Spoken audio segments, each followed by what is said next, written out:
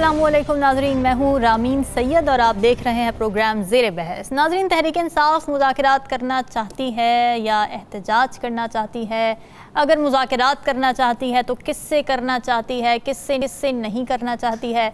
इन मामलात में बिल्कुल भी क्लैरिटी नज़र नहीं आ रही है। कुछ दिनों पहले बानी PTI ने अडियाला जेल में सहाफ़ियों से गुफ्तगू की और ये कहा कि हम इस्टेब्लिशमेंट से मुज़ाकरात करने के लिए तैयार हैं तो वो अपना नुमाइंदा मुकर्रर कर दें, जिस पर ये सवालात उठे कि PTI जो कि एक प्रो डेमोक्रेटिक मूवमेंट चला रही है वो सियासी मामलात में फ़ौज से क्यों बातचीत करना चाहती है। और फिर ये कि खान साहब की तो बड़ी सख्त स्टेटमेंट्स हैं इस्टेब्लिशमेंट के बारे में, तो क्या ये एक यू टर्न है? मगर आज नैरेटिव में आया एक और ट्विस्ट, क्योंकि आज जब खान साहब ने फिर एक गैर रस्मी गुफ्तगू की सहाफ़ियों से, तो जब उनसे ये पूछा गया कि आपने गुज़िश्ता समात पर फ़ौज से मुज़ाकरात के लिए महमूद खान अचकज़ई का नाम दिया था, मगर महमूद खान अचकज़ई ने तो कहा है कि वो फ़ौज से मुज़ाकरात नहीं कर सकते, तो इस पर खान साहब ने जवाब दिया कि मैंने महमूद खान अचकज़ई को सियासी जमातों से मुज़ाकरात का कहा है और वो सियासी जमातों से ही बात करेंगे। तो यहाँ पर आ गया नाजरीन एक और यू टर्न। अब सूरत हाल ये है कि एक तरफ महमूद खान अचकज़ई साहब हैं जिन्होंने अपोजिशन इत्तेहाद तहरीक तहफ़्फ़ुज़ आईन पाकिस्तान के प्लेटफॉर्म से मुस्लिम लीग नून और पीपल्स पार्टी से सियासी तौर पर मुज़ाकरात के लिए इंगेज करने का फ़ैसला किया है, लेकिन दूसरी तरफ हुकूमत मुखालिफ एक ग्रैंड इत्तेहाद बनाने का भी इरादा किया गया है PTI की जानिब से, जिससे जमात इस्लामी ने ख़ुद को ये कहकर अभी से डिस्टेंस कर लिया है कि इन लोगों की बाद में सेटिंग हो जाती है और अवामी मफाद पीछे रह जाता है। तो मुज़ाकरात, फिर इस पर PTI की स्ट्रैटेजी, कन्फ्यूजन और फिर हुकूमत की भी इसमें कितनी दिलचस्पी हो सकती है अब जबकि महमूद खान अचकज़ई नून लीग और पीपल्स पार्टी से भी इंगेज करने जा रहे हैं। इसी पर बात करेंगे प्रोग्राम के पहले हिस्से में। ज्वाइन कर रहे हैं सीनियर तज़ियाकार नजमो साकिब साहब, राव खालिद साहब और साकिब बशीर। आप सभी का बहुत शुक्रिया। नजमो साकिब साहब, ये जो यू टर्न आया कि हमने तो सियासी जमातों से बातचीत करनी थी, क्या इसकी ये वजह हो सकती है कि क्योंकि इस्टेब्लिशमेंट की तरफ जब इन्होंने एक पेशकश की वहाँ से कोई जवाब नहीं आया, वो भाई सियासी मामलात में बिल्कुल भी मुदाखलत करने के अब हक़ में नहीं है, तो क्या इस यही वजह बनी अब यू टर्न की कि अब खान साहब इस बात पर आ गए कि जी हम सियासी जमातों से बात करने के लिए तैयार हैं? इतना आसान नहीं है रामीन।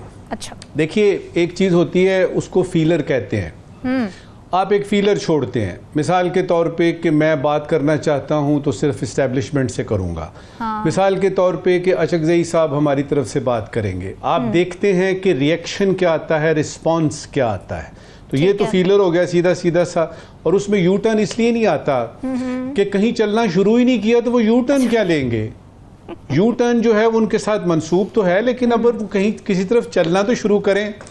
देखिए, PTI की रिपोर्टेड जो पेशकश है ना मुज़ाकरात की, वो 3 दफ़ा हो चुकी है अभी। अच्छा। अंदर खाते में उनके कहाँ कहाँ ताने बाने मिल रहे हैं, डांडे कहाँ मिलते हैं, कौन उनसे मिलता है, कौन फ़ोन पे बात करता है, किस तरीके से कौन जाके उनका पैगाम किस को पहुँचाता है, ये कम अज़ कम हमें नहीं पता। लेकिन जो रिपोर्ट हुई है बातें, उसमें यह है कि 3 दफ़ा अब तक हो चुका है कि उन्होंने बड़े वाज़े अंदाज में बताया कि वो सिर्फ और सिर्फ इस्टेब्लिशमेंट से बात करेंगे। आज भी उन्होंने यही बयान दिया है कि मुज़ाकरात उनसे करूँगा जिनके पास ताकत है। अब दूसरी तरफ से देख लेते हैं, इस्टेब्लिशमेंट की तरफ से मुझे तो अभी कोई प्रेस रिलीज नज़र नहीं आई जी। मुझे तो नहीं पता ये किसने कहा है, हम तक पहुँचाया है कि ना मुज़ाकरात की ज़रूरत है और ना ही हम करेंगे, ये किसने कहा है। ये बीच में कोई 3-4 लोग हैं, ख़ासतौर पे हुकूमत की तरफ से इस तरह के आते हैं, जी वो तो इंटरेस्टेड ही नहीं है। भाई आप पहले देख तो लें ये बात कर कौन रहा है। क्या वाकई इस्टेब्लिशमेंट ने ये जो है वो पेशकश पहले तो सुनी है, फिर उसके बाद जवाब दिया है? मेरे नॉलेज में ऐसी कोई ISPR से किसी किस्म की कोई प्रेस रिलीज नहीं है, लिहाजा इसको तो एक तरफ कर दें। ठीक है। असल मसला कहाँ पे है? असल मसला ये है कि वो जिनको खान साहब चोर डाकू कहा करते थे कि मैं इनके साथ नहीं बैठूंगा, बदकिस्मती से चंद मामलात में उनको उनके साथ बैठना पड़ रहा है, जिसके लिए वो ज़हनी तौर पे तैयार नहीं है। पस के साबित हुआ, लिहाजा अचकज़ई साहब का नाम जो है वो आया कि जी आप सियासी जमातों से बात करें। भाई अचकज़ई साहब का PTI से क्या ताल्लुक है? अचकज़ई साहब का ज़रा ताल्लुक बता दीजिए ना, आपके पास इतने बड़े बड़े लोग हैं, उनसे क्यों नहीं? तो ये सारे फीलर हैं जो कि दिए गए हैं। मसला है कि एक तो हमें नज़र आ रहा है ना कि खान साहब मुज़ाकरात के लिए तैयार हैं, तो क्यों तैयार हैं? इसलिए कि उनको ये हुकूमत नामंजूर है, इसलिए कि उनको 8 फरवरी के इलेक्शन के रिज़ल्ट जो हैं वो उनको कबूल नहीं है, इसलिए कि अब ये जो एक नई रौ शुरू हुई है जिसमें पार्टी पर पाबंदी होगी, जिसमें आर्टिकल 6 लगेगा, जिसमें एक बिल आ गया कौमी असम्बली में कि जी आपको मखसूस नशिस्तें जो हैं आप लेके दिखाएँ। एक तो हमें ये नज़र आ रहा है कि ये सारी चीज़ें और फिर उनका जेल में होना, जेल से बाहर निकलना। अच्छा। एक चीज़ जो नज़र नहीं आ रही ना, जो मेरे नज़दीक बड़ी ज़रूरी है कि उसके लिए खान साहब मुज़ाकरात करें उन लोगों से जिनके पास की ताकत है, वो है मिलिट्री कोर्ट्स का हिसाब किताब। अच्छा, देखिए एक स्टेज अभी आने वाली है, क्योंकि इसका इयादा जो है वो बहुत दफ़ा हो चुका कि आपको मिलिट्री कोर्ट्स और फिर वो साइफर से लेके और वो सारा हिसाब किताब जो है और 9 मई तक जो चलता है वो पिंडोरा बॉक्स खुलेगा। अब उसका डर है, उसका डर इसलिए है कि अगर ये इस तरह की सूरत हाल है कि सुप्रीम कोर्ट कह रही है कि ये ऐसा है और वो कहते हैं जी ऐसा नहीं है, या हम देखते हैं कि नहीं, तो ये भी हो सकता है। लिहाजा 2 रोया है ये, यानी खान साहब का। एक तो ये है कि ये सारा कुछ जो कुछ खखेड़ बनी हुई है, इस वक्त खिचड़ी सी बनी हुई है, इसको अलहदा करें, मुझे मौका दें, मैं बाहर आऊं और आके यानी आवाम से बात करूं और किसी किस्म का कोई दूसरा इलेक्शन या किसी किस्म का कोई इलेक्शन के रिजल्ट्स को नल एंड वॉइड करने का हिसाब किताब हो। लेकिन ये तो नजर आ रहा है। अब ये है कि क्या इसका जवाब, हाइपोथेटिकली पीटीआई हुकूमत के साथ बैठ जाती मुज़ाकरात की टेबल पर, तो उसका आपको क्या लगता है, प्रेडिक्ट आप क्या कर सकते हैं कि फ़ायदा क्या होगा, पीटीआई को क्या फ़ायदा हो सकता है नून लीग या पीपल्स पार्टी के साथ बैठ के? रामीन ये मुमकिन इसलिए नहीं है कि हुकूमत के पास खान साहब को देने के लिए कुछ भी नहीं है। अगर कुछ है भी तो वो नहीं देंगे जी, सवाल ही पैदा नहीं होता, सवाल ही पैदा नहीं होता। और याद रहे कि कुछ जो इस वक्त हुकूमत के वज़रा हैं वो ज़ाती तौर पे उनको वो तीर और वो जो ताने हैं ना, वो उनके दिलों में लगे हुए हैं। जब खान साहब की हुकूमत थी तो उसमें ज़ातियात भी है, सियासत भी है, और उसके बाद ये है कि चूंकि ये कोलिशन गवर्नमेंट है, चूंकि ये कोलिशन गवर्नमेंट है, इसलिए बहुत सारी पार्टियां, खासतौर पे पीपल्स पार्टी को भी देखना पड़ेगा कि वो राजी होती है कि नहीं, तो उसमें हमें कुछ तजादात नजर आ रहे हैं। इस वक्त की आखिरी बात जी, देखिए शुनीद ये है, सुना ये है कि अगर खान साहब माफ़ी मांग लें, अगर खान साहब माफ़ी मांग लें और वो भी खुले बंदों, यानी ये नहीं कि छुप के वो कहें या कहें कोई कंडीशनल किस्म की माफ़ी मांगे कि मैं I am very sorry that I did this and this, इस तरह की नहीं, अनकंडीशनल बिल्कुल साफ शफाफ अल्फाज में। और उसके साथ एक और इम्पॉर्टेंट चीज़, ना सिर्फ वो माफ़ी मांगे बल्कि कुछ जो है ना वो यकीन दहानियाँ भी कराएं। अच्छा, ये 2 चीज़ें हैं। खान साहब को जानते हैं जो लोग, हम तो उनको जानते हैं अखबारों के जरिए, उनके बयानात के जरिए और उन्होंने जो स्टैंड लिए। एक तो माफ़ी मांगना, ऊपर से ये यकीन दहानी कराना कि अब जो मैच होगा वो वाकई फिक्स्ड मैच होगा और उसमें हम वही करेंगे जो कि हम जो अच्छा, तो ये कुछ नामुमकिनात सी बात है। अब ये है कि ये हवा जो चल पड़ी है मज़ाकरात की, अभी तक तो लोगों को यही नहीं समझ आ रही किसने करने हैं, किसके साथ करने हैं, एजेंडा क्या होगा। तो ये कुछ इस तरह की सूरत हाल है, एक ट्रक है जिसकी बत्ती के पीछे हम लगे हुए हैं। राव खालिद साहब, ये जो सूरत है जिसमें महमूद खान अचकज़ई साहब बैठ जाते हैं जाके नून लीग और पीपल्स पार्टी के साथ, शहबाज शरीफ, नवाज शरीफ, आसिफ अली जरदारी के साथ, और पीछे है पीटीआई उनके, ये सिनेरियो आपको बनता हुआ नज़र आ रहा है? मुझे तो ये अनरियल सी बात लगती है, प्रोवाइडेड द फैक्ट कि खान साहब इन सारी जमातों के बारे में, इन दोनों जमातों के बारे में किस किस्म की ग्रीवेंसेस रखते हैं या एक हेट का उनका एक सिनेरियो है। देखिए, एक जो बुनियादी बात जो है वो ये है कि हम पॉलिटिकल सिनेरियोज, टॉक्स, मुज़ाकरात, उस सब की बात कर रहे हैं। ये किस लिए करने चाहिए मुज़ाकरात, ये बुनियादी एक सवाल है। मुझे नहीं समझ आती कि इन मुज़ाकरात से क्या हासिल होगा हमें। क्या 8 फरवरी के इलेक्शंस का रिज़ल्ट असली वाला आ जाएगा वापस? क्या 9 मई तारीख से ख़त्म हो जाएगा? क्या इमरान खान के सारे केसेस उससे ख़त्म हो जाएंगे? क्या पाकिस्तान में सियासी इस्तेहकाम आ जाएगा? पाकिस्तान की माशी सूरत हाल बेहतर हो जाएगी? IPPs की कैपेसिटी पेमेंट्स ख़त्म हो जाएंगी? लोगों का महंगाई से छुटकारा मिल जाएगा? और यहाँ पे बिल्कुल अमन होगा, दहशतगर्दी ख़त्म हो जाएगी सारा।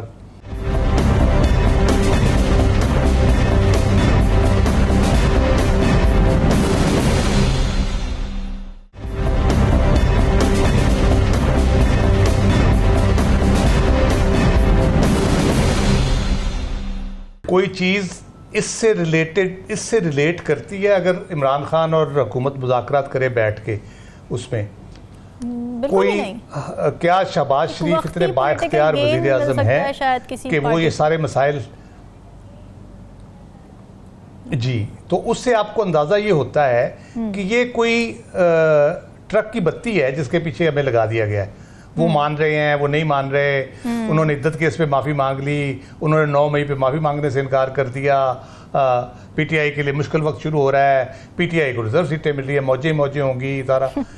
ये वो चीज़ें हैं जो इस वक्त पाकिस्तान की जो सूरत हाल है अंदरूनी और बैरूनी, उसमें ये मैटर नहीं करती चीज़ें। हाँ। किसको रिजर्व सीट मिलती है, किसकी अक्सरियत होती है, किसकी अकलियत होती है, किसकी आपकी बैनुल अक़वामी साख एट स्टेक है, आपकी माशी सूरत हाल एट स्टेक है, आपका महंगाई का एक तूफ़ान है, झूठ बोले जा रहे हैं धड़ाधड़ महंगाई कम होगी। पिछले साल की जो महंगाई थी 33% थी, उसके ऊपर 11% और हो गई है इजाफा जो शुरू हो गया। तो उस महंगाई के ऊपर इजाफा हो रहा है। ये कम होगी का मतलब ये है कि पहले 13% की रफ्तार से बढ़ रही थी, अब 11% की रफ्तार से बढ़ रही है, ये कम हुई है। तो बढ़ रही है, वो कम नहीं हो रही। तो इस सारी सूरत हाल में क्या ये मुज़ाकरात क्या रंग लाएंगे, ये बुनियादी तौर पर सोचिएगा। दूसरी बात जो खान साहब करते हैं, बातचीत उनसे होगी जिनके पास ताकत है। हाँ। मेरा ख्याल है उनको अगर ताकत की जगह पे इख्तियार का लफ्ज़ इस्तेमाल करें तो ज़्यादा बेहतर होगा कि जिनके पास इख्तियार है, मुज़ाकरात का इख्तियार है, जो इस सिचुएशन को, जो इसमें अनसर्टेनिटी मौजूद है, पॉलिटिकल अनसर्टेनिटी मौजूद है, ओवरऑल जो अनसर्टेनिटी पाकिस्तान के हवाले से मौजूद है बाहर भी, उसको ख़त्म करने में जो मददगार साबित हो सकते हैं। पाकिस्तान की सूरत हाल का जो मौजूदा सूरत हाल है, इसमें मुज़ाकरात सिर्फ एक एजेंडे पे अगर होंगे वो हल निकलेगा, और उस एजेंडे को भी नेकनीयती से अगर सारे स्टेक होल्डर्स इम्प्लीमेंट करेंगे, और वो है fresh election under a very impartial election commission, और जुडिशरी की उसकी देखभाल के नीचे हो, सारा इंतज़ामी अफसरान ना हो, उसमें उस रिज़ल्ट्स जो है वो फेयर एंड फ्री इलेक्शन कराए जाएं और उसके रिज़ल्ट्स को तस्लीम किया जाए, और फिर वो हुकूमत जो बने उसके साथ फिर बैठ के जिसने भी मुज़ाकरात करने हैं वो बैठ के करे। मेरा ख्याल है फिर हम किसी सही सिमत पे लग सकेंगे। इस वक्त जो सूरत हाल मुझे नज़र आ रही है, मैं बड़े अरसे से कह रहा हूँ, और मैं बार बार कहता हूँ कि मायूसी और नाउमीदी दिन ब दिन बढ़ रही है। मैं सिर्फ नहीं कह रहा, किसी बंदे से आप बात कर ले, चाहे वो बहुत ज़्यादा कमा रहा है, बहुत बड़ा बिजनेसमैन है, आम आदमी है, उसकी बिजली का बिल कम आया या ज़्यादा है, सोलर लगा हुआ नहीं लगा हुआ, आपको सूरत हाल के बारे में बताएगा। सूरत हाल इस वक्त इस तरह से है कि एक बहुत बड़ा जो पत्थर है वो चट्टान से लुढ़क पड़ा है, वो स्पीड पकड़ता जा रहा है, उसको जितनी जल्दी आप उस लुढ़कने को रोकेंगे कम कुव्वत लगेगी आपकी, जितनी जल्दी आप उसको रोक लेंगे। अगर आप जितनी देर करेंगे उसकी फोर्स जो है, वेलोसिटी बढ़ती जाएगी, स्पीड बढ़ती जाएगी, और नीचे आने में उससे ज़्यादा टाइम नहीं लगेगा। इस सिचुएशन में ये कमेटियां बनाना, ये करना, वो करना, इसमें जल्द अज जल्द मामलात को तय करने की ज़रूरत है, हल करने की ज़रूरत है। तो उसकी तरफ कोई तवज्जो नहीं दे रहा, सिर्फ बातों से हमें लारे लगा के कहा जा रहा है वो मुज़ाकरात नाज़ी हो गया, वो नाराज़ हो गया। तो कुछ संजीदगी मुझे तो नज़र नहीं आ रही, और ना जल्दी को मुज़ाकरात होते नज़र आ रहे हैं। साकिब, आपको कोई संजीदगी नज़र आ रही है मुज़ाकरात के हवाले से, ख़ास तौर से पीटीआई इस वक्त क्या चाहती है? क्योंकि ज़ाहिर है आपके अडियाला जेल के चक्कर लगते रहते हैं, तो क्या मूड है? खान साहब कभी कोई बात कहते हैं, कभी कोई बात कहते हैं, या फिर कॉन्टेक्स्ट डिफरेंट होता है और मीडिया तक कुछ और पहुँचता है? क्या चल रहा है? बज़ाहिर तो ऐसे लगता है जो कन्फ्यूजन है, इस कन्फ्यूजन में आए रोज़ जो इमरान खान साहब हैं उनके बयानात में कुछ नए बयानात भी आते हैं, कुछ वजाहत जो है वो जारी करते हैं, तो उससे ऐसे लगता है कि उनका एक मतमा नज़र ये भी है कि सिर्फ वही डिस्कस हों हर जगह पे, टॉक शोज़ में, हर जगह जो है ना नई बातें उनकी जानिब से आती हैं। तो आज उन्होंने जो बात की, अब उसमें तजाद नज़र आ रहा है। आज बड़ी ज़बरदस्त उन्होंने बात की, उसमें तजाद नज़र आ रहा है। उन्होंने कहा कि मैंने आइन के अंदर रहकर जो मुज़ाकरात हमने करने हैं, और हमें मैंडेट जो चोरी किया है वो वापस कर दिया जाए और हम उनसे बात करेंगे जिनके पास ताकत है। अब सिंपल और सादा सी बात है कि आइन के अंदर रहकर अगर आपने मुज़ाकरात करने हैं तो आपको जो गवर्नमेंट है, जो पॉलिटिकल पार्टीज हैं, उनसे बैठना पड़ेगा। किसी और से आप आइन के अंदर रहकर नहीं बैठ सकते। ये एक बड़ी सादा सी बात है। तो इसलिए ये उनकी जो बात अपनी ही उन्होंने बात की, उसमें एक कंट्राडिक्शन जो है वो नजर आ रही है बज़ाहिर। तो इसके अलावा अब अचकज़ई साहब जो हैं उनको भी उन्होंने रखा हुआ है, इंगेज किया हुआ है कि आप बात करें जो सियासी जमातें हैं। ऐसे लगता है कि सियासी जमातों को किसी ऐसे नुक्ते पर राजी करने की कोशिश की जा रही है, क्योंकि आज भी उन्होंने कहा कि हम जो है वो ताकत जिनके पास है उनसे बात करेंगे, क्योंकि हुकूमत से बात की तो इनकी तो गवर्नमेंट ही चली जाएगी। मतलब हमें मैंडेट वापस मिल गया तो फिर हम जो है वो गवर्नमेंट में आ जाएंगे और ये तो जो अपोजिशन में चले जाएंगे। तो इसलिए जो अचकज़ई साहब हैं उनको पॉलिटिकल पार्टीज को एंगेज करने और खान साहब ने अलग से महाज संभाला हुआ है। इस सारे मामले में एक और जो चीज़ है वो बड़ी इंपॉर्टेंट है कि इमरान खान साहब जो है वो वही पीटीआई है। मतलब वो जो बोलते हैं वो पीटीआई की पॉलिसी होती है। सूरत हाल ये है कि जो वो बोलते हैं उसको बाहर की क़यादत का पता ही नहीं होता। फॉर एग्जाम्पल उन्होंने पिछली 3 जो हेयरिंग्स थी उसमें स्टेटमेंट्स दी। एक स्टेटमेंट उन्होंने दी कि जो GHQ के बाहर पुरअमन एहतजाज का हमारा फैसला था कि अगर मुझे गिरफ्तार किया गया तो पुरअमन एहतजाज होगा। तो जैसे ये स्टेटमेंट जो मीडिया पे रिपोर्ट हुई कि मीडिया वालों से बात की थी उन्होंने, तो असद कैसर साहब समेत पूरी PTI ने उसकी तरदीद जारी कर दी कि ऐसी कोई बात नहीं हुई। अगली समात पर जब गए तो खान साहब से यही सवाल हुआ कि आपकी जमात तो तरदीद कर रही है। उन्होंने कहा नहीं रुके, मैं इसकी वजाहत करता हूं। उन्होंने कहा कि जो GHQ है उसके बाद पुरअमन एहतजाज जो है ये मैंने बात की थी, बल्कि उन्होंने कहा कि मैंने तो ये भी कहा था कि कंटोनमेंट एरियाज के बाद भी पुरअमन एहतजाज जो है वो किया जाएगा। मतलब उन्होंने वजाहत में 2 चीजें और ऐड कर दी। तो इसलिए जो अंदर बैठी क़यादत है डिफरेंट है। एक जो चीज आप देखें, शेर अफजल मरवत को रात तकरीबन 12:30 बजे एक नोटिफिकेशन आता है कि शेर अफजल मरवत को पार्टी से निकाल दिया गया और जो एडिशनल सेक्रेटरी हैं उनके उन्होंने जो है वो नोटिफिकेशन निकाला। अब उनके जो PTI का जो ऑफिशियल पेज है उस पे भी वो आ गया, डिस्कशन शुरू हो गई। जब चेयरमैन जो बैरिस्टर गोहर हैं उनसे पूछा गया, उन्होंने कहा मुझे तो पता ही नहीं है। फिर अभी शेर अफजल मरवत साहब जो है वो उन्होंने ट्वीट किया लंबा चौड़ा। उन्होंने कहा कि मैंने पूरी जो उन्होंने कहा कि मैंने तो आदि जो है वो PTI से बात की है, वो कहते हैं हमें पता ही नहीं है। लेकिन थोड़ी देर पहले इंतजार पंजोता जो अभी फोकल पर्सन है इमरान खान साहब के, सारे जेल के अंदर कौन आ रहा है कौन जा रहा है सारे मामलात वो देखते हैं, उन्होंने वीडियो अभी जारी की है जो जेल से मिल के आए हैं। आज जब उनसे सवाल हुआ इमरान खान साहब से शेर अफजल मरवत के हवाले से, उन्होंने वजाहत नहीं की, लेकिन इंतजार पंजोता साहब ने यह कहा है कि इमरान खान साहब की मंजूरी से पहले शोकाज हुआ। इमरान खान साहब की मंजूरी से उनको निकाला गया है और यह हतमी फैसला है। तो इससे आप PTI की जो पॉलिसी है उसमें कन्फ्यूजन जो वो देख लें, मुज़ाकरात किससे करने हैं कैसे करने हैं, अल्टीमेटली इमरान खान ने फैसला करना है। दोनों तरफ अगर हम हुकूमत की बात करें, गवर्नमेंट की जानिब से कोई इनिशिएटिव नहीं लिया गया कि मुज़ाकरात आगे बढ़े या कोई रास्ता निकाला जाए, कोई ये जो अदम इस्तेहकाम की सूरत हाल है इसको जो है वो कम करने की कोशिश की जाए, उधर भी कोई नहीं है। और इस तरफ वो मैंने आपको बताया कि वो मतलब एक मतमे नज़र ये भी है कि वो मरकज़े निगाह वही रहें, और वो मरकज़े निगाह जो है वो बने हुए हैं। जेल के अंदर रह कर भी हुकूमत को उन्होंने कहीं ना कहीं वो कमज़ोर हुकूमत है या डिफेंड नहीं कर पा रही, और वो भी सुबह से शाम तक उनका ही दिफा जो है वो करते रहते हैं। बड़ी इंपॉर्टेंट बात है, क्योंकि अगर अंदरूनी मामला कोहेरेंस नहीं होगी PTI की, तो फिर बाकी मामलात में इंगेज करना मुख्तलिफ सियासी जमातों को या जो अपोजिशन इत्तेहाद बनाने की बात हो रही है उसमें कैसे कोहेरेंस आएगी, एक बड़ा सवालिया निशान है। यहाँ लेते एक ब्रेक, स्टे विद अस।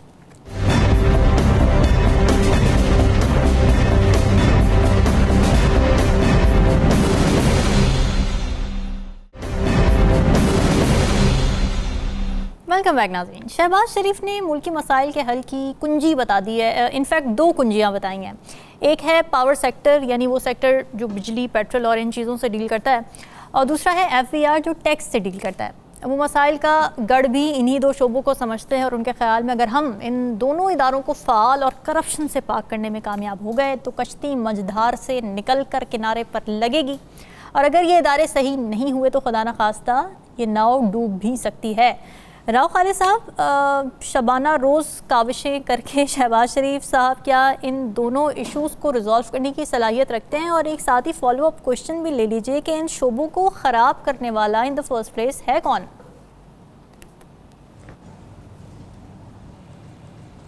यही मैं पूछने वाला था कि ये मंजधार में कश्ती आई कैसे है। ये भी ज़रा बता देते हैं अगर वो तो। और IPPs का उन्होंने जिक्र किया तो पार्शली तो उन्होंने इल्ज़ाम भी एक तरह से कबूल किया उस तरह से। दूसरी बात यह है कि बड़ी अच्छी उनकी ख्वाहिश भी है, कोशिश भी हो सकती है, लेकिन घर से शुरू करें ना ज़रा। हाँ, जो मामलात हैं उनको ठीक करने की कोशिश अगर घर से शुरू करें तो मेरा ख्याल है वो अव्वल खेश बाद दरवेश कहा जाता है। तो ज़रा मेरा ख्याल है लोगों को भी थोड़ा सा यकीन आएगा कि वाकई बहुत संजीदा है। अच्छा। और आपने शबाना रोज़ की बात की, आइनी हाथों की बात भी करते हैं। अच्छा। तो कायद आज़म रहमतुल्लाह अलैह ने 1947 में 11 अगस्त को जो तकरीर की थी उसमें उन्होंने कहा था कि आहनी हाथों से निपटा जाएगा करप्शन और ये सारे एक्रोपर्वरी और ये जो होगा।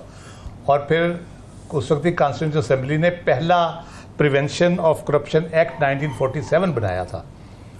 तो उस वक्त से लेके अब तक बहुत से कवानीन बन चुके हैं, बहुत सी एजेंसीज इस्टेब्लिश हो चुकी है करप्शन रोकने वाली, बहुत से दावे किए जा चुके हैं, बहुत से सब्ज़ बाग लोगों को दिखाए जा चुके हैं कि काम कोई नहीं हुआ।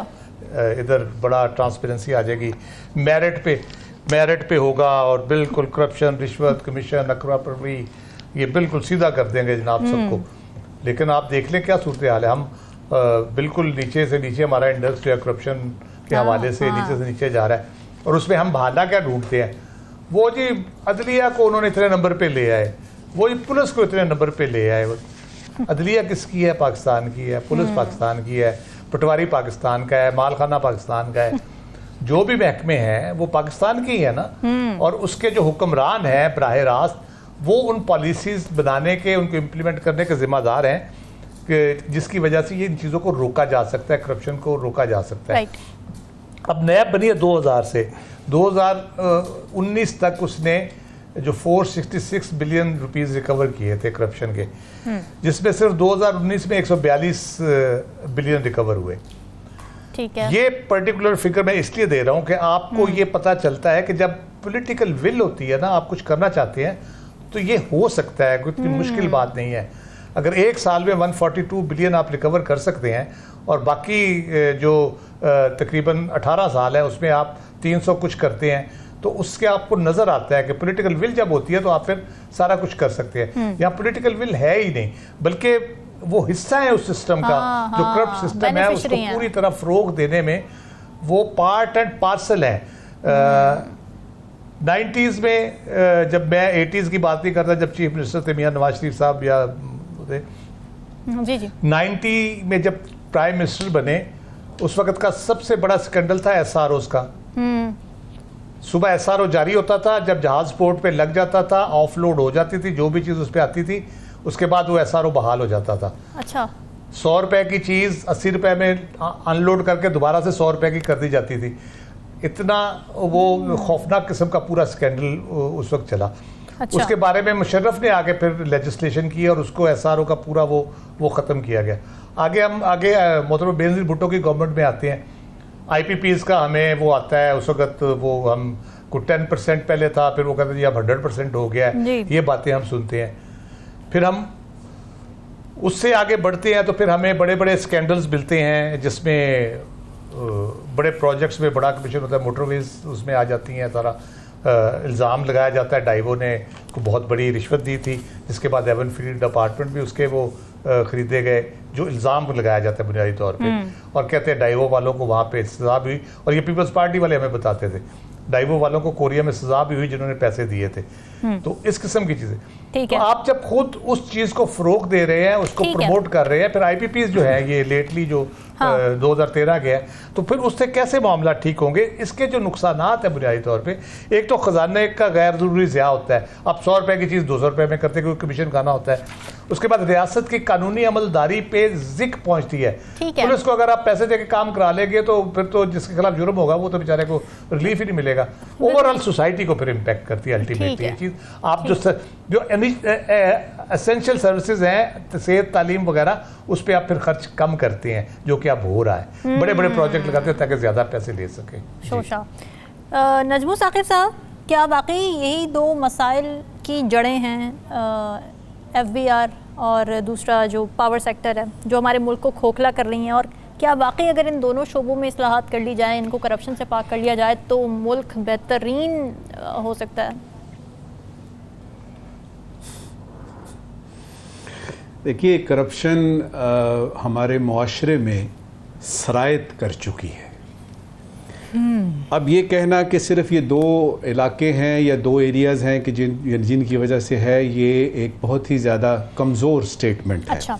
देखिए, अमीर अमीर से अमीर तर होता जा रहा है। ये ऑफशोर जो कंपनियां हैं, ये जो अरबों डॉलर का हम सुनते हैं, ये क्या है? इसका तो FBR से और पावर सेक्टर से कोई ताल्लुक नहीं है। हाँ। फिर ये कि हमने ब्लैक मनी का कॉन्सेप्ट सुना, हमने फ्रंट मैन का कॉन्सेप्ट सुना, हमने 10% की बात सुनी, और इस तरह की इस्लाहात ज़बान ज़द आम हैं कि जी ये होता है। और फिर ये कि अंग्रेज़ी में अगर आपने तर्जुमा करना है, ऊपर की मनी जो होती है, अंग्रेज़ी में कोई कॉन्सेप्ट ही नहीं है इसका। अच्छा। किसी और ज़बान में ये कॉन्सेप्ट नहीं है। अल्हम्दुलिल्लाह ये मेरे पाकिस्तान में है जी, ऊपर की मनी।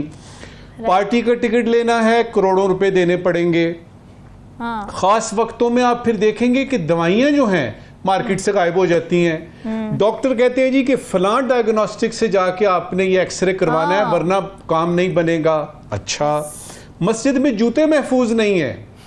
आप देखें, कूलर जो होता है ना पानी का लगा हुआ, उसके साथ एक जंजीर के साथ आपने गिलास बांधा हुआ है कि ये गिलास भी जो है वो लोग ले जाते हैं। अच्छा, मस्जिद में जूते आप पहने तो आपको पकड़ के दबा के इधर आप यानी अलग से रखते हैं, वापस आएंगे पता नहीं होगा कि नहीं होगा।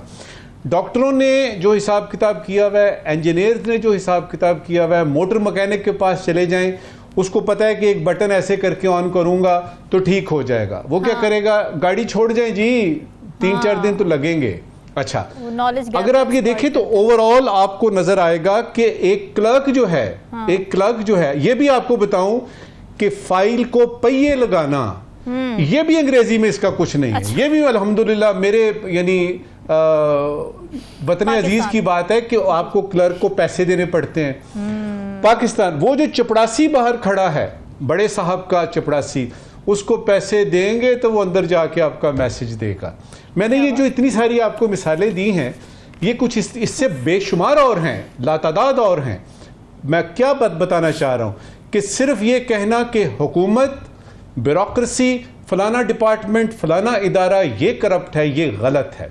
हम सब बहसियत एक कौम के करप्ट हैं। अच्छा, हम सब करप्ट हैं और यहाँ तक आलम आ गया है। किसी जमाने में दिमागों की, कौम की, ये कौन करेगा? कौन शुरू? हुक्मरानों का काम है ये, या फिर हमें हर अपने इंडिविजुअल लेवल पर भी देखना पड़ेगा, या ट्रिकल डाउन इफेक्ट होता है इसका? क्या है ये?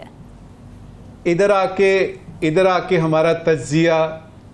हमारा तज्जिया बिल्कुल ब्लॉक हो जाता है। करेगा कौन? अच्छा, इजी मनी हिसाब किताब देखें, ये जो है ना ऑड मैन आउट का एक कॉन्सेप्ट है। मैं आपको इस वक्त की आखिरी बात बताऊंगा। 21वें ग्रेड में आदमी है, बोर्ड हो रहा है और ये 2018-19 की बात है। अच्छा, बोर्ड हो रहा है, 22 ग्रेड में उससे सेक्रेटरी बनना है, ठीक है। और उसमें आता है जी कि ये टॉप पे है, ये यानी पोस्ट भी अवेलेबल है, सारा कुछ ठीक है, एक्सीलेंट रिपोर्ट्स हैं, 10 आउट ऑफ 10 है। लेकिन मगर एक मसला है। क्या? तो पूछा जाता है क्या मसला है, तो जवाब आता है ये किसी की नहीं सुनता, ये ना लेता है ना लेने देता है। और आप यकीन करें कि उस ऑफिसर की प्रमोशन नहीं होती। ठीक बात। तो ऑड मैन आउट जो है वो है जो रिश्वत नहीं लेता। किसी जमाने में था जो रिश्वत लेता था ना, वो छुप के लेता था। अब तो खुले बंदों, तो ये अब ये जो आपने आखिरी सवाल किया है कि कैसे ठीक होगा, जिस दिन आपकी टॉप लीडरशिप, जो भी हुकूमत है, वो अपने ऊपर कदगन लगाएगी, अपने हिसाब किताब ठीक करेगी, इसका ट्रिकल डाउन इफेक्ट होगा। और उसका एक सबूत आपको देता हूं जनरल ज़िया साहब आए थे, उन्होंने नमाज की तरफ इशारा करवाया, तमाम सेक्रेटरियों ने टोपियां पहन ली थी। अच्छा। और उसके बाद हमने देखा कि मस्जिदें भरी हुई हैं। जिंदगी में पहली दफा सेक्रेटरी साहब ने जुमे की नमाज पढ़ते हैं। अच्छा। तो ऊपर से टॉप लीडरशिप जो है वो ठीक होती है, कब होगी पता नहीं है। दिल चाहता है, दुआ यही है कि यहां से इब्तिदा हो। ठीक है नाज़रीन, डिस्कशन का सिलसिला जारी है। ब्रेक, स्टे विद अस।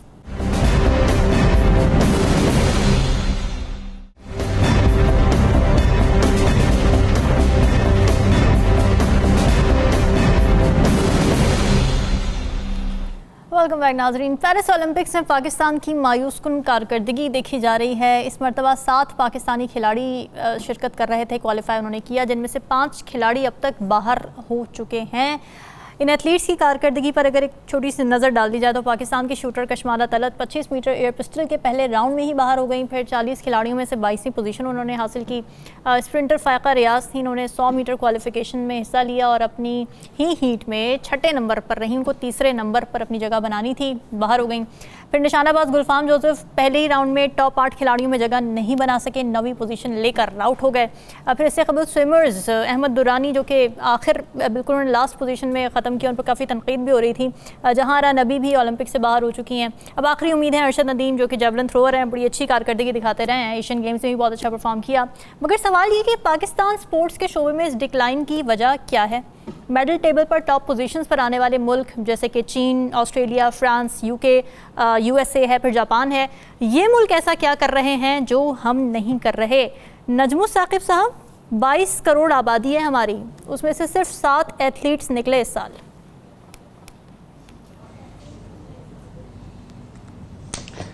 देखिए, आप ऐसा करें, हॉकी हमारा है ना कौमी खेल जी, मुझे अपनी हॉकी टीम के कोई से भी 2 खिलाड़ियों के नाम बता दें। मुझे सिर्फ ये मैं पता है गारंटी कि देता हूं कि आपको पिछले 3 कंसेक्यूटिव ओलंपिक्स में हम क्वालिफाई नहीं कर सके हॉकी में। दैट इज इनफ फॉर मी।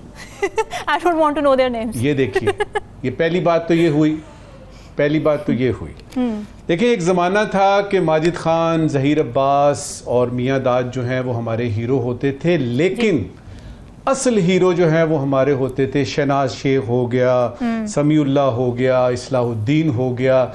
ये लोग हमारे हीरो थे इसलिए कि ये ओलंपिक से या वर्ल्ड कप जब होता था तो मेडल लेके आते थे। और जब दूसरा यानी सिल्वर मेडल मिलता था तो वो आपको याद होगा जूतों के गिर्द घुमाया गया था और उनको यानी फाइन भी उसके बाद हुआ था। हमें तकलीफ होती थी कि दूसरे नंबर पे, और हमारा लिस्ट में एक मेडल तो पक्का था, अगर गोल्ड नहीं तो सिल्वर।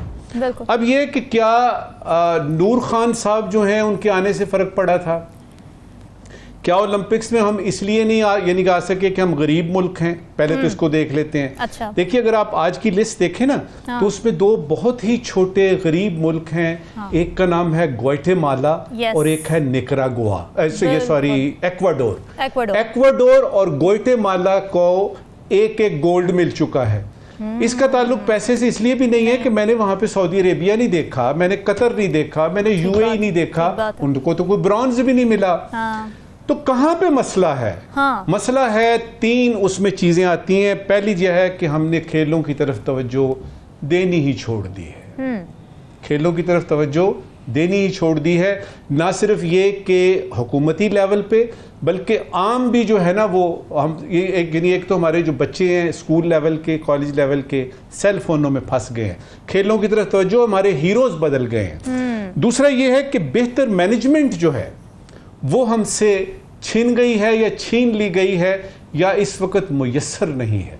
तीसरा ये है कि मुनासिब तरबियत जो चाहिए होती है वो नहीं है। और सबसे बढ़ के ये है कि आपके जो इंस्पिरेशन होती है ना, जो मोटिवेशन नौजवानों को होती है, वो आप सिर्फ क्रिकेट में ही नजर आती है, इसलिए कि क्रिकेट में पैसा नजर आता है। लेकिन क्रिकेट का भी हमने हाल देख लिया है। आपके पास टैलेंट की कमी नहीं। जी, मैं कह रही हूँ वहां भी कुछ नहीं हो रहा, क्रिकेट में भी कुछ नहीं हो रहा, वहां भी मायूसी हैं। आपने कुछ क्रिकेट में कुछ नहीं हो रहा। मेरा ये ख्याल है कि हमें हॉकी की बजाय कोई और चीज़ को कौमी खेल बनाना चाहिए।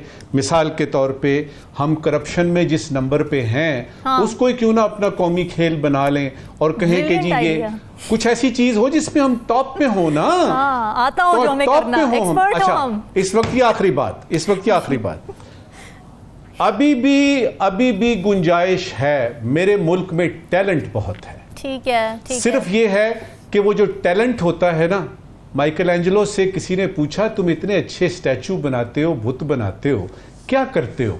उसने कहा हर पत्थर में एक बुत मौजूद होता है, मैं सिर्फ ऊपर का जो है ना हिसाब किताब दाएं बाएं कर देता हूँ। मेरे मुल्क में बहुत टैलेंट है। ये जो ऊपर से आपने गलत किस्म की चीज़ें उतार के तो अंदर से बुत निकालना है ना, उसके लिए चाहिए। और सबसे पहले ये है कि हुकूमत वक्त को इसका ख्याल होना चाहिए कि एक ज़माना था आपका हॉकी में आप गोल्ड लाते थे, जी जी। अब ज़माना आ गया है कि आप क्वालिफाई नहीं कर रहे, तो बिल्कुल खुदा ऐसे ही का है। खौफ करें। राव खालिद साहब, थोड़ा रूट लेवल पे भी बात कर लेते हैं। हम देखते हैं कि घरों में या फिर स्कूल लेवल पर स्पोर्ट्स को बहुत ज़्यादा इनकरेज नहीं किया जाता। मुझे याद है अपने बचपन में भी और आसपास मेरे बहुत से ऐसे दोस्त हैं जो कि क्रिकेट खेलना चाहते थे, फुटबॉल खेलना चाहते थे, उसको प्रोफेशनली फॉलो करना चाहते थे, मगर उनके घर वालों ने उन्हें नहीं करने दिया। उनको मार पड़ती थी अगर वो बाहर क्रिकेट ज़्यादा देर खेलने के, घर आओ, होमवर्क करो, एग्ज़ाम है तुम्हारा, फर्स्ट पोजीशन लेनी है तुमने, वहाँ पे डिस्करेजमेंट। अच्छा, इसकी क्या वजह यही है कि क्योंकि स्कोप नहीं है हमारे मुल्क में स्पोर्ट्स को लेके, सीरियस नहीं है यहाँ के हुक्मरान, तो इसलिए पेरेंट्स भी घबराते हैं और इसलिए स्कूल्स में भी उस तरह का कल्चर नहीं, बस पढ़ाई के ऊपर तवज्जो दी जाती है कि बोर्ड में टॉप करना है तुमने, that is your only aim. ये बहुत ही अनफॉर्चुनेट बात है और बहुत दुरुस्त बात आपने की। हमारे यहाँ जो है ना ये वो पोजीशन और फलाने का बच्चा इतने नंबर ले लिए, तुमने इतने ले लिए, तुमने लिए।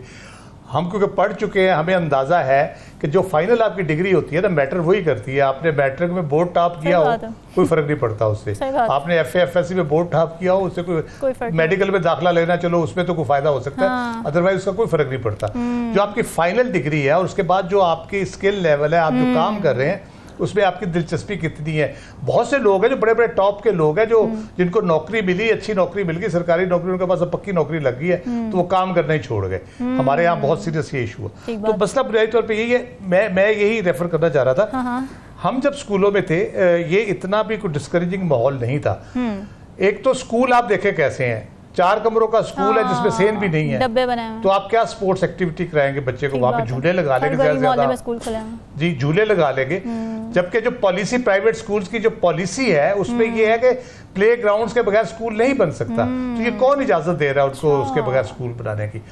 उसके बाद मेरे अपने स्कूल में 2 PTI होते थे, फिजिकल ट्रेनिंग इंस्ट्रक्टर होते थे, जो बाकायदा तौर पे हमारा 0 पीरियड होता था जिसमें हम वो करते थे। फिर रिसेस में अलग हमारी स्पोर्ट्स एक्टिविटी होती थी, टीमें होती थी, हॉकी, फुटबॉल, क्रिकेट सब होती थी। फिर पीटी शो करते थे हम, उसके अलग पीरियड होता था, उसकी पीटी का अलग पीरियड होता था। उसके बाकायदा जब हमारे स्कूल्स के टूर्नामेंट होते थे जिसमें वो पीटी शो से उसका आगाज होता था। रंग बिरंगे कपड़े पहन के बच्चे जो है वो पीटी शो करते थे, मुख्तलिफ किस्म के एरोबिक्स करते थे, जिम्नास्टिक करते थे, मुख्तलिफ किस्म की परफॉर्मेंस होती, स्काउटिंग एक होती थी। फिर ये सारी चीजें नापैद होगी। कॉलेज में DPI होते थे, डायरेक्टर फिजिकल इंस्ट्रक्टर होते थे।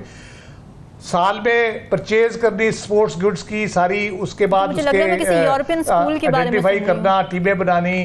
फिर मैं आपको बता, मैं इंटर स्कूल मैंने खेली है हॉकी और रीजन लेवल तक खेली है। पिंडी में हमारे फाइनल मुकाबले हुए थे, आके डिस्ट्रिक्ट लेवल से विन करके जब आते हैं मैंने खेली है। मैंने नेशनल चैंपियनशिप खेली हुई है भावलपुर डिवीजन की तरफ से हॉकी की। मैंने cricket, hockey, football Pakistan law college की तरफ इंटर यूनिवर्सिटी टूर्नामेंट में खेला हुआ है मैंने। ठीक है, उस वक्त कंपटीशन होते थे, इंटर कॉलेज टूर्नामेंट होते थे, इंटर स्कूल टूर्नामेंट होते थे, बहुत कंपटीशन होते थे। उसमें एक गेम नहीं, कबड्डी, कुश्ती, football, athletics, long jump, high jump, javelin throw, hammer throw, ये सारी चीजें, शॉटपुट, ये सब चीजें होती थी उसपे और पूरी भरपूर एक्टिविटी होती थी। और 15-15 दिन का मेला लगता था बाकायदा उसके लिए।